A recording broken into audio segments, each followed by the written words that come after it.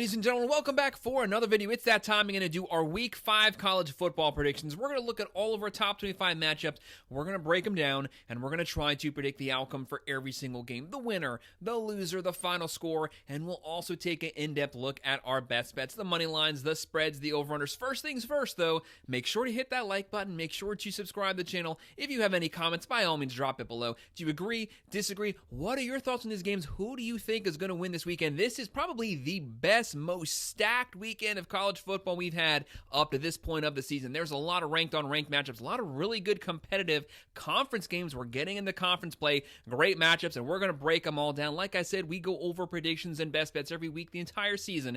Make sure to like and subscribe, drop a comment. If you want to sign up for one of our member teams, check out that pinned comment below, click on that link. You can sign up there, and I would definitely appreciate it. Let's not waste some more time. Let's start running through these games. The very first one we actually have a Friday night game, and this is a good one. Friday night, September 26, 7 p.m. on ESPN. Number 8, Florida State, slowly moving up the top 25. They are 3-0. They'll be on the road versus 3-1 Virginia Cavaliers. The Cavaliers actually getting a lot of early season hype, and they have a very good offense, playing really good defense, but it is the offense, the passing game, the running game. They're putting up a lot of points. They're at home. Do they potentially have a chance here to pull off an upset? That would be massive, especially for the ACC. Right now, the Cavaliers, 39.6% chance to win. Florida State, a 60.4% chance. Florida State, 7-point favorites. The over-under is 57.5.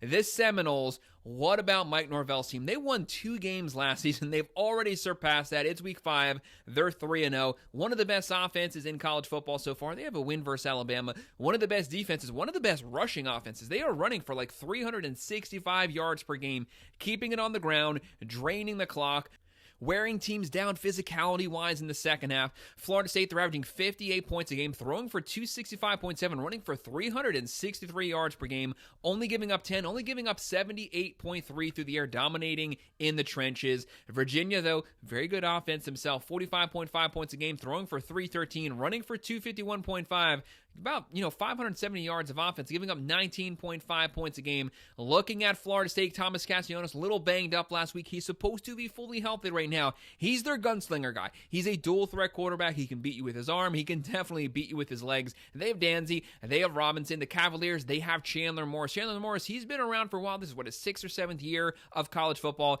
And they have Taylor at the running back position. Trey Harris at wide receiver, about 350 yards receiving so far.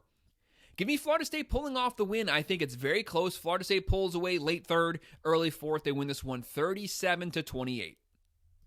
And we have another ranked top 25 game on Friday night. This one at 9 p.m. on Fox. Number 24, TCU, the Horned Frogs, coming off a win versus SMU. One of the best all-around offenses in the nation, playing solid defense. You have Sonny Dykes here, one of the best offensive minds in college football. Hoover at the quarterback position. This guy was gunslinging last year, picked up right where they left off. They'll be on the road versus Arizona State, 3-1. Don't forget the Sun Devils. They made the playoffs last season.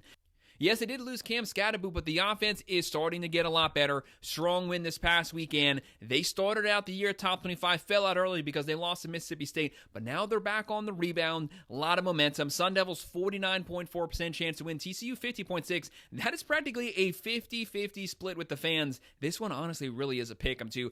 Right now, the Sun Devils, 2.5-point favorites. That line's probably going to move a lot by the time that we get to game time. The over here is 55.5. TCU, they run the air raid. You know they're going to put up points. 41.7 points a game, throwing for 341.3 yards, running for 174.7. They are a pass-centric team, but they have not forgotten about the run. They will still try to run to set up the pass. They won't forget about it. You have to take that into account. Right now, they're only giving up 19.7 points a game. And for the Sun Devils, 29.8 points a game on average, throwing for 187, running for 219, giving up 20.5 points a game. The big thing here, Sam Levitt, very experienced quarterback for the Sun Devils. TCU, they have Hoover. Both those guys cancel out. Could come down to the ground game. Arizona State, they lost Scatterboot. That's a massive loss. He was like 55% of the entire team's production on offense last season. But Brown, he's doing just fine. Just shy of 400 yards. Tyson's back, 400 yards receiving. Hoover, very deep wide receiver core. How about McAllister? 250 yards receiving last week versus SMU. 25 yards per reception so far this season. That has to be at the top of the entire nation. This game has shootout written written all over it. Hoover, Levin, they're both going to put up massive yards. Right now, Hoover, 11 touchdowns, only 2 picks. Levitt, 6 touchdowns, 3 picks. I'm going to go with TCU pulling off the upset. I think there's going to be a back and forth game. Ultimately, they win it at the end. They walk away with the upset win, 34-30. And now moving on to our Saturday game. Saturday, September 27th, 12 p.m. on ESPN. The number 16 Georgia Tech Yellow Jackets, 4-0. This team, they've actually probably made it through the harder part of their schedule. They're kind of on the downside right now. They have a lot of momentum running the ball. Brent Key, you know what this guy likes to do. Be physical, run the ball, suck up time of possession, keep the other team's offense off the field, and no one does it like them. Their physical running style, and they have a great running back. They have Haynes, King. The quarterback runs the ball just as well as their star running back. And King runs a really physical 20-25 carries per game. When he puts his shoulder down, he trucks people. Georgia Tech with Haynes, with King, with Canyon. So many weapons on this offense. The big thing for Wake Forest here, keep their turnovers down. Ashford, he's just shy of 700 yards, but he only has 1 touchdown, 3 picks. You have to keep those turnovers down because Georgia Tech, they have an offense that's prepared to get into a shootout, but with their time of possession, 8 to 10 minutes every single possession, they're sucking up the clock. So you have to make sure whenever you get a position for the Demon Deacons, you got to go down the field, you got to put points on the board because you might not see the ball back for quite some time. Right now, the Demon Deacons, a 16.1% chance to win. The Yellow Jackets, a 83.9% chance. Georgia Tech, 16.5 point favorites. That's a pretty massive spread. The over-under is 53.5. Georgia Tech, they're averaging 38.8 points a game, throwing for 243, running for 249.3 yards per game, giving up 19.3. Wake Forest, they're averaging 25.3. Pass first offense, 246.3 pass yards per game. Make sure to keep those turnovers down, and they're giving up 17.7. I think Georgia Tech's going to win this one, but that's a pretty big spread for an in-conference game. Yellow Jackets win 33-20. And Fox at 12 p.m., a ranked versus ranked matchup. Both teams hailing out of the Big Ten. Number 21, the USC Trojans, 4-0. One of the best offenses in the nation. I say every single video, Lincoln Riley, in my personal opinion, is the best offensive mind in college football. Every single season, no matter what, he has a Heisman caliber quarterback. They'll be on the road versus number 23, the Illinois Fighting Illini. Coming off of completely getting curb stomped at the hands of Indiana. What was that, 63-10? That was a butt whooping, and they got a rebound here. Brett Bielema, very disciplined coach. Usually they have a very physical defense. They're great at the line of scrimmage, at the point of attack. Luke Altmaier, third year in this system, in this scheme, veteran quarterback, disciplined team, wanting the respect factor back. They were top 10. They lost last week. They dropped them all the way down to 23. If they lose here, they'll get kicked out of the top 25. They definitely don't want that to happen. They're at home. Illinois, 24.1% chance to win. USC, a 75.9% chance. Trojans, 6.5 point favorites, a 59.5 over-under. Lincoln Riley, top 5 overall offense in the nation. They're averaging 52.5 points a game, beating teams multiple ways, throwing the ball, running the ball, putting up 600 yards of offense per game, throwing for 331.5, running for 252.3, giving up 20.3 points a game. Don't forget, year 2 with D'Anton Lynn, they look much better year 1 last year. They're going to be even better this season. Great at the line of scrimmage and the Fighting Illini, 36.3 points a game. That's with them only scoring 10 last week. Not a bad offense. Throwing for 220.5, running for 124. They got to get those rush yards up. Brett Bielema wants to successfully run the ball. Keep the ball away from the Trojans offense. The only way for you to do that is to successfully run the ball, especially on third down. Control the time of possession, control the clock, and they're giving up 21.3 points a game. It's Altmaier versus Mayava. Right now, 68 of 96, 9 touchdowns, almost 1,300 yards passing. One of the best 1-2 running back combos. Jordan, almost 500 yards. Sanders with 250 yards on the ground. They have Lane, Lemon, a very deep wide receiver core. To me, USC just has too many weapons, but I think this game's going to be close. But the Trojans win it 35-28. In this next game, there's definitely going to be some points. 12 p.m. on ABC, number 22, Notre Dame, the Irish, 1-2 record, getting their first win last week on the road versus the 2-2 Arkansas Razorbacks.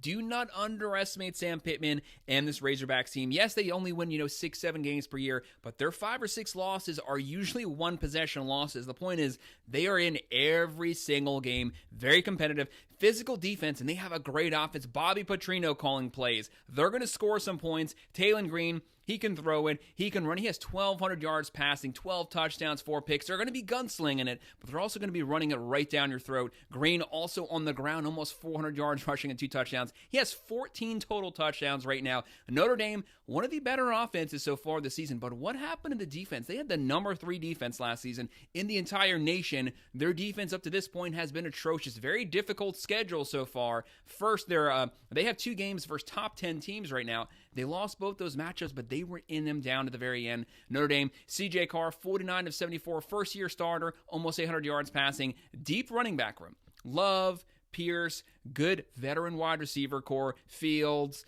Faison, Greathouse. The weapons are there for Notre Dame to win this game, but they're on the road. Arkansas, they're going to be ready to pull off the upset versus the independent Notre Dame. The Irish, 56.5% chance to win. The Razorbacks, 43.5%. Notre Dame, 6.5-point favorites, 64.5 over-under. Vegas is letting you know they see a lot of points being scored in this game. The Irish are averaging 40 per game, throwing for 265, running for 161. I want those numbers flipped. The Irish, with their running back room, with their offensive line, control the ground and pound grab game. That's the way that Marcus Freeman actually wants to win. They're giving up 32.7 points a game, which is just atrocious. 290 through the air. Some people said they had the best secondary in the entire country when the season started. So far through the first couple weeks, that's definitely not been the case. Arkansas, 43.5 points a game, throwing for 324.3, running for 227.8. Very balanced offense, giving up 23.5 points a game. I think this game is going to be incredibly close. Wouldn't even be surprised if the Razorbacks pulled off the upset, but give me the Irish winning a shootout game,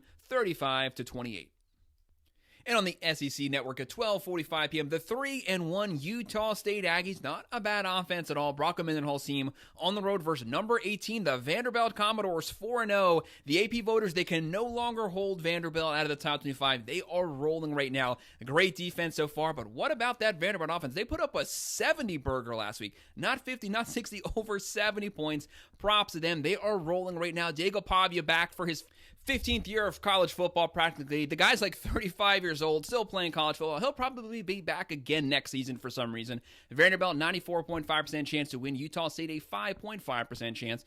Commodores, 22.5-point favorites. Very large spread. The over-under's 59.5, but you definitely understand why. Vanderbilt is coming off of a 70 burger. Utah State, not a bad offense, 36.8 points a game, throwing for 246.3, running for 181.3, giving up 24.3 points a game.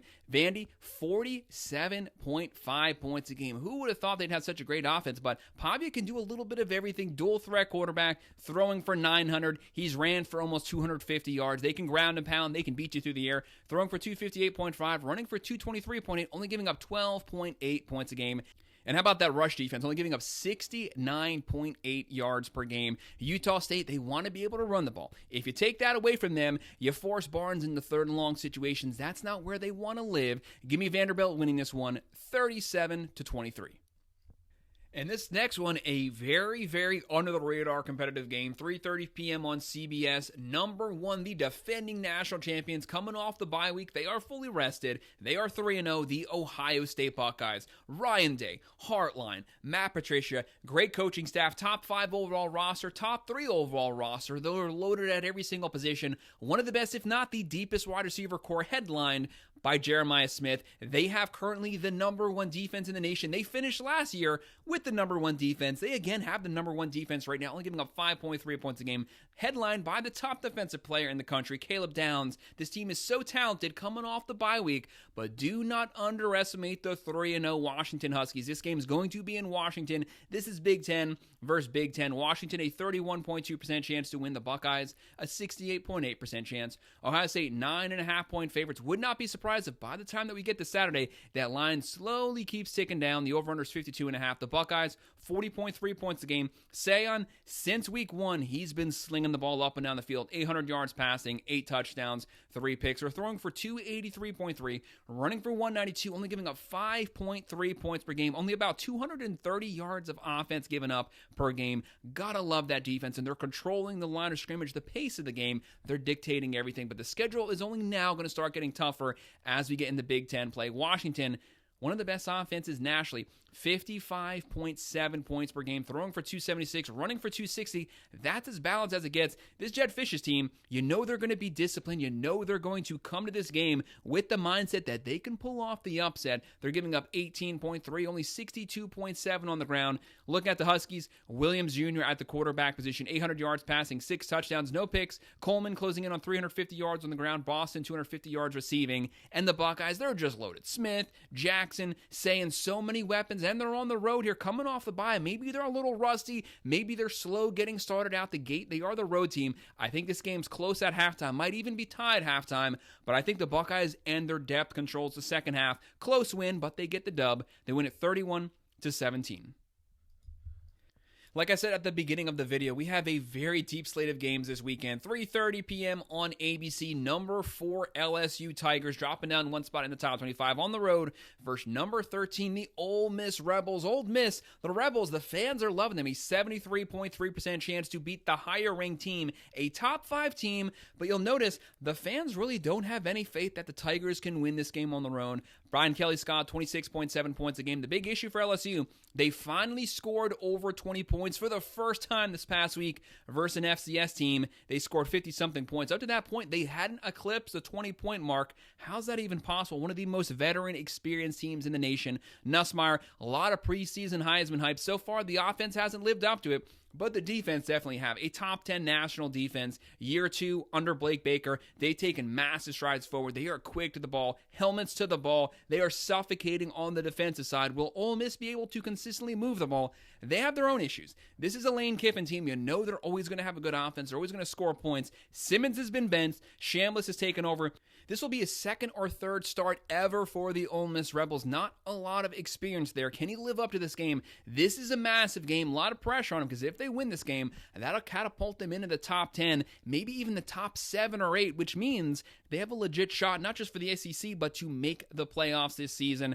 Right now, the Rebels, 1.5 point favorites, a 55.5 over-under. The Tigers, 29 points a game. Throwing for 275, running for 116.8. I want to see that rush number get up. They're only giving up 9.3 points a game. Only 64 on the ground. No issues with the defense. It all stems around the offense, which was actually supposed to be the strength of this team preseason. The Rebels, 44.8 points a game. Throwing for 324.8, running for 218.5, giving up 18.8 points a game. Ole Miss, they had a top 10 defense last season. They lost a lot of the pieces from last year's team. They still have a very good defense. It's not top 10, but as long as the offense continues to play up to par, they have a shot here. I could see this game going either way, either one of these squads. Fans are heavy Ole Miss. I think this is a 50-50 pick'em type matchup, but give me Ole Miss pulling off the win here. They win this one 28-23. And another great SEC matchup on ESPN at 3:30 p.m. The 3-1 Auburn Tigers coming off that really emotional loss versus Oklahoma at Oklahoma. Guys, I'm not going to lie. There are some questionable calls there. Some might say that the game was stolen for the Tigers. Either way, they lost their first game. How do they rebound off of that loss? Do they rebound with a win, or do things kind of start to sputter here? They'll be on the road in a very difficult place to play, College Station, versus the number 9, the top 10 Texas A&M Aggies. 3-0 undefeated. The Aggies, Mike Elko team, you know what they are. They play good defense. They control the line of scrimmage, and they run the ball downhill. Right now, the Aggies, 68.4% chance to win. Auburn, a 31.6% chance to win.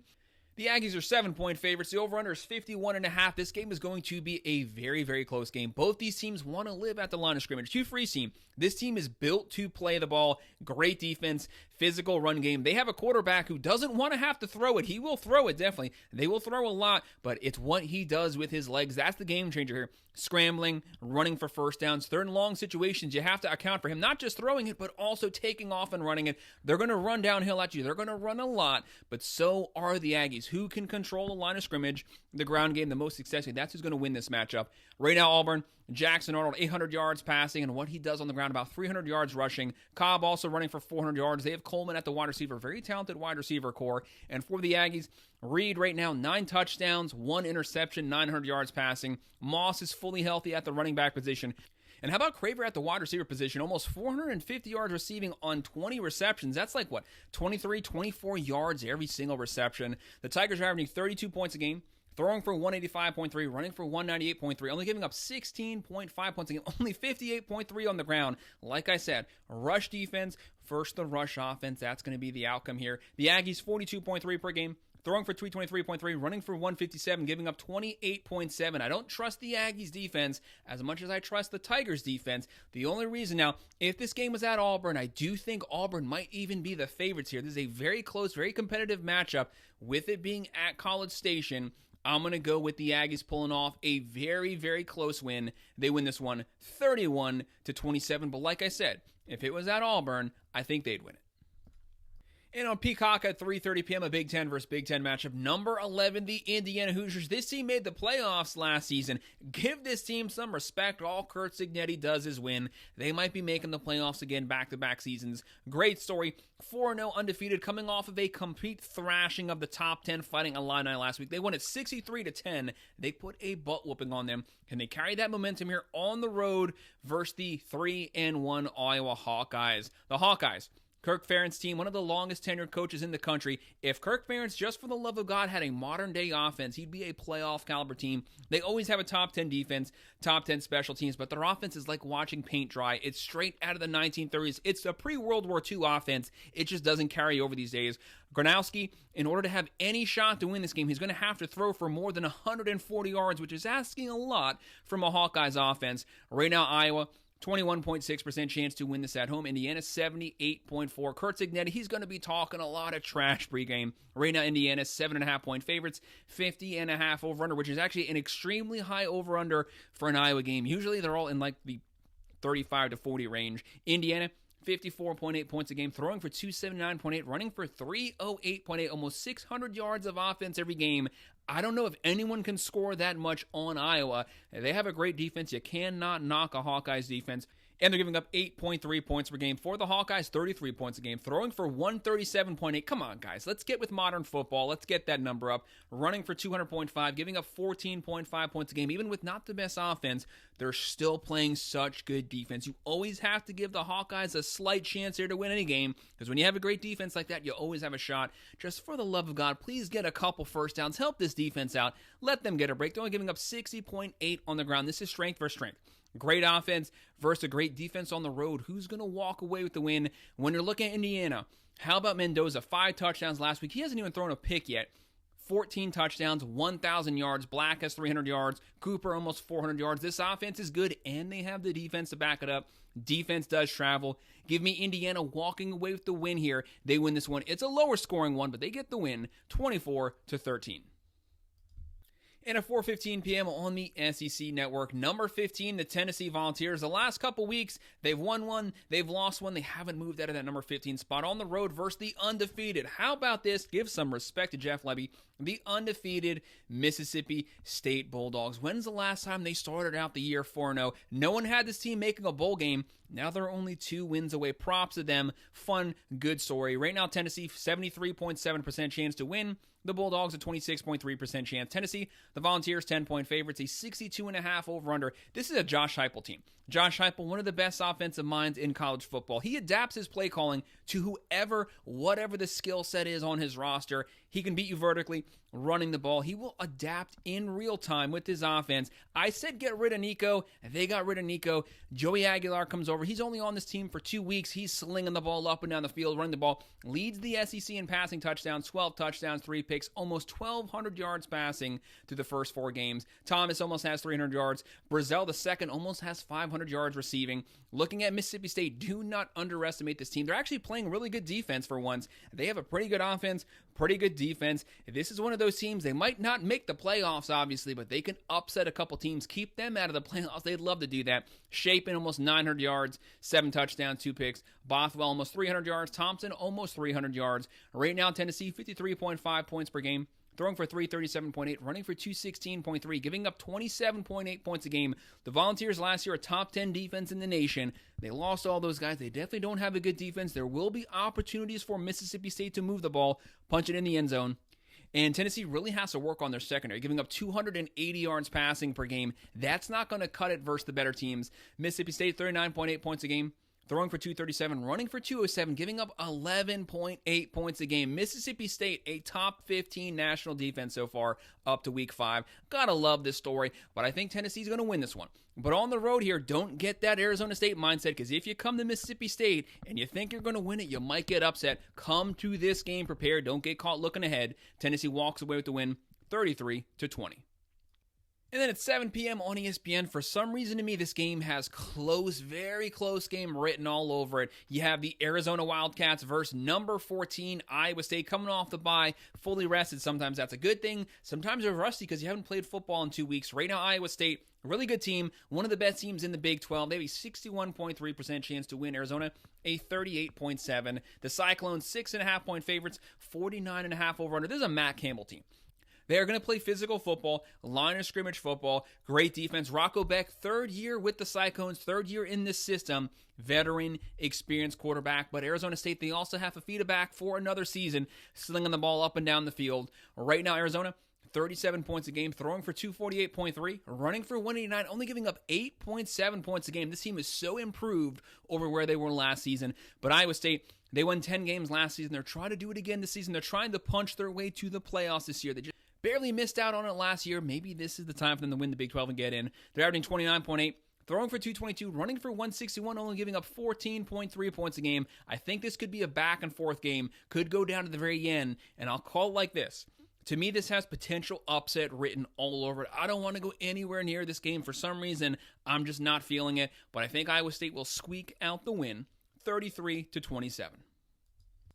And out of so many good games we have coming up this weekend, in my personal opinion, this is the game of the weekend here. 7:30 p.m. NBC, number 6, the Oregon Ducks, 4-0 undefeated, the defending Big Ten champions on the road versus number 3, the Penn State Nittany Lions, undefeated, 3-0. This is a top 6 versus top 6 matchup. So much is up for grabs here. Whoever wins this game could potentially even find themselves number 1 by the time the next poll comes out next week. No doubt whoever wins this game, that would be the best win up to this point of the season. And it is a very close one. This is a very difficult game to call because both these teams are talented. Both have top 10 rosters. Both have veterans, experience on the rosters. Both are good coaches. Franklin, Dan Lanning. What Dan Lanning's done with the Ducks since he's come there. Built the top 5, top 10 overall roster. Built the roster from the middle out, from the inside out at the line of scrimmage. Great offensive line, great defensive line. They're just churning out quarterbacks. They went from Nix to Gabriel, Dante Moore, 5-star quarterback, 1,000 yards passing, 11 touchdowns, only 1 pick. This is his first season as a starter.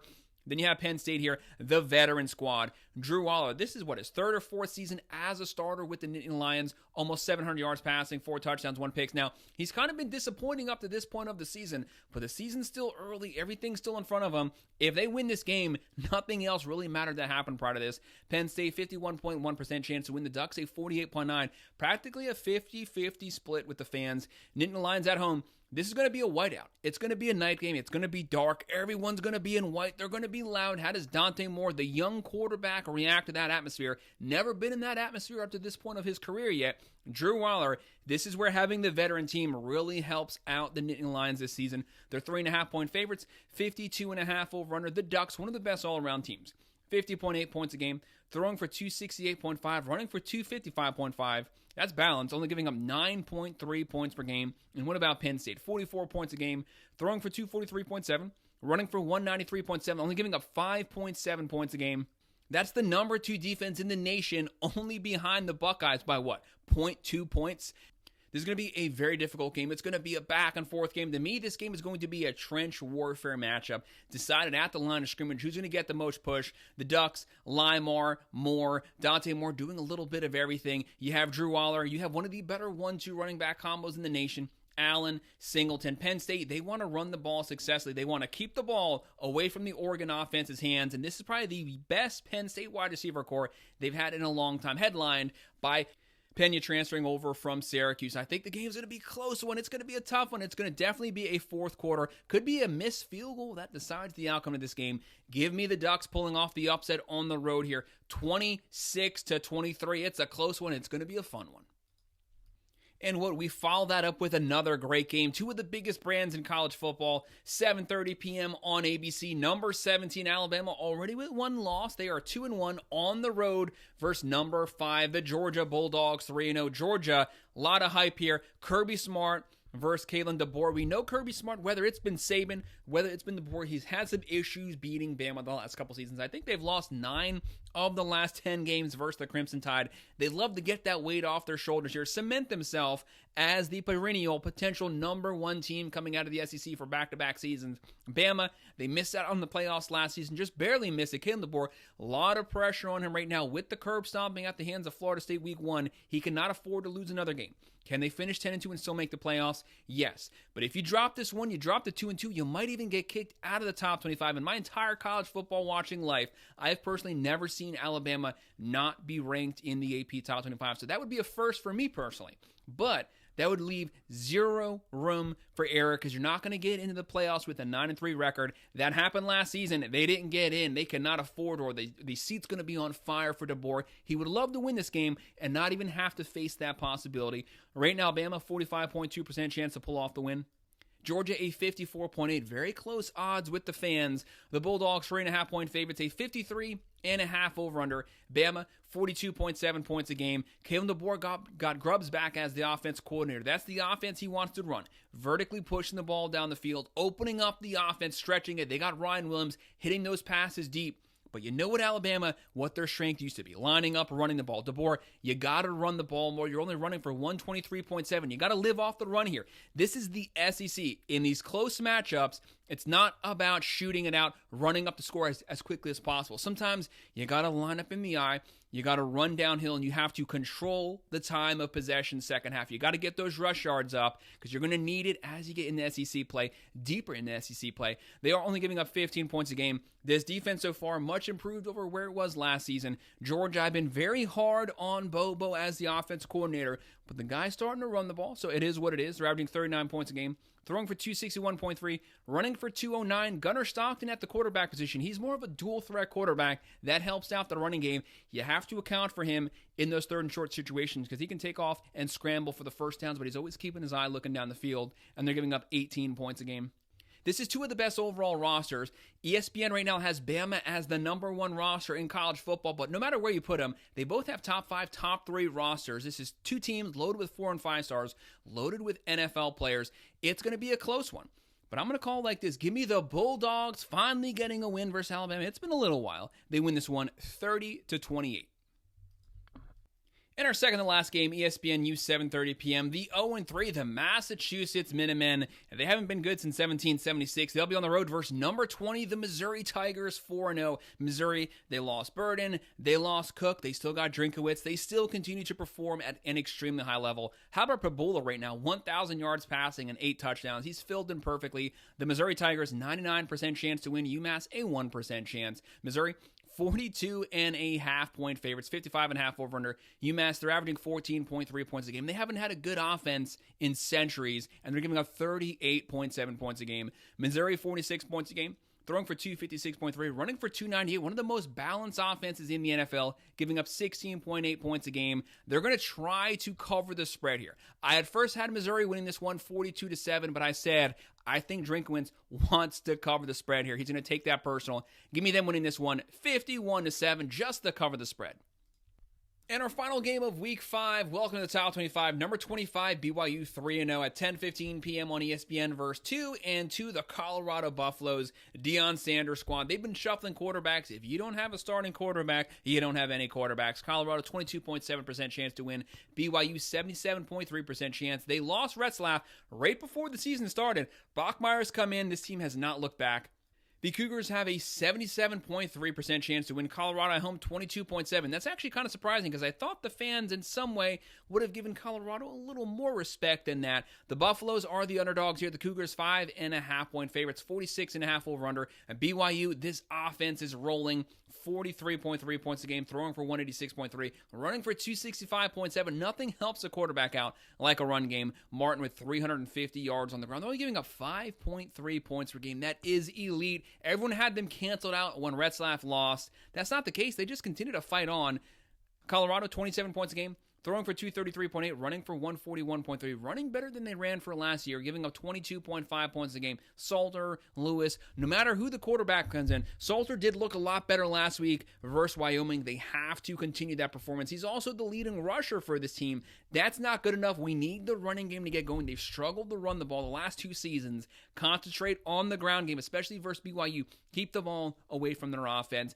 I have the Cougars walking away with the win, although this might be a very close game to the first 2 to 3 quarters, but BYU ultimately pulls away. They win it 28-20. Guys, that's all of our Week 5 Top 25 predictions. Make sure to hit that like button. Make sure to subscribe to the channel. If you have any comments, drop them below. Do you agree, disagree? What are your thoughts on these games? Let me know what your predictions are for this weekend. Drop it in the comment. I will respond to every comment. If you want to sign up for one of our member teams, check out that pinned comment down below. Click on that link. You can sign up there. I would appreciate it. And of course, as always, thank you for watching.